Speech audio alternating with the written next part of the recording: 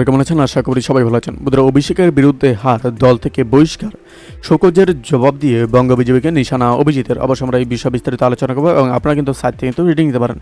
বন্ধুরা, diamond হারবারে heavyweight অভিষেক বন্দ্যোপাধ্যায়ের বিরুদ্ধে প্রার্থী করা হয়েছিল তাকে। তৃণমূল সেনাপতির বিরুদ্ধে যদিও জিততে পারেনি অভিজিৎ দাস ববি, তবে ভোটের ফল প্রকাশের সপ্তাহ দুয়েকের মাথায় বঙ্গ বিজেপির তরফ থেকে সাময়িক বরখাস্ত করা হয় তাকে।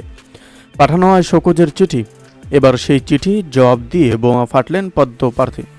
ভোট পরবর্তী হিংসা পরিস্থিতি খতিয়ে দেখতে কয়েকদিন আগে রাজ্যে এসেছিল বিজেপির কেন্দ্রীয় প্রতিনিধি দল। সেখানে দলের সামনে গেরুয়া শিবির গোষ্ঠী কোন্দলের ঘটনার কারণ অভিজিৎকে শোকজ করে বঙ্গ বিজেপি। মঙ্গলবার সল্টলেকে পার্টি অফিসে এসে জবাবে চিঠি জমা দেন তিনি। এরপরেই রাজ্য নেতৃত্বের একাংশকে নিশানা করেন। সকল অভিযোগ ভিত্তিহীন দাবি করে অভিজিৎ বলেন, ঘটনার দিন এলাকাতেই ছিলেন না, ডাক্তার দেখাতে বাইরে গিয়েছিলেন। ঘটনার দরকার হলে সিসিটিভিতে দেখা হোক বলে তিনি।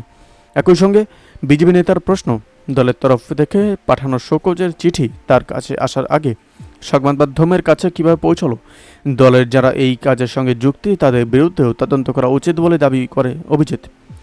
এরপর দলের একাংশের বিরুদ্ধে খুব উগরে দিয়ে অভিজিৎ বলেন, তার বিরুদ্ধে চক্রান্ত করে এমনটা করা হয়েছে। উল্লেখ্য, অভিজিৎকে শোকজ করা খবর এবং চিঠি আগেই প্রকাশ্য চলে এলেও গত সোমবার ডাক মারফত সেই চিঠি হাতে পান বিজেপি নেতা। এরপর গতকাল সল্টলেকের দলীয় কার্যালয়ে এসে জবাবি চিঠি জমা দেন তিনি। বন্ধুরা, এই আপডেট প্রসঙ্গে আপনাদের কি মতামত অবশ্যই আমাদের কমেন্ট করে জানাতে বলবেন না। ভালো থাকবেন, সুস্থ থাকবেন, ধন্যবাদ। দেখা হচ্ছে নতুন একটি ভিডিওতে।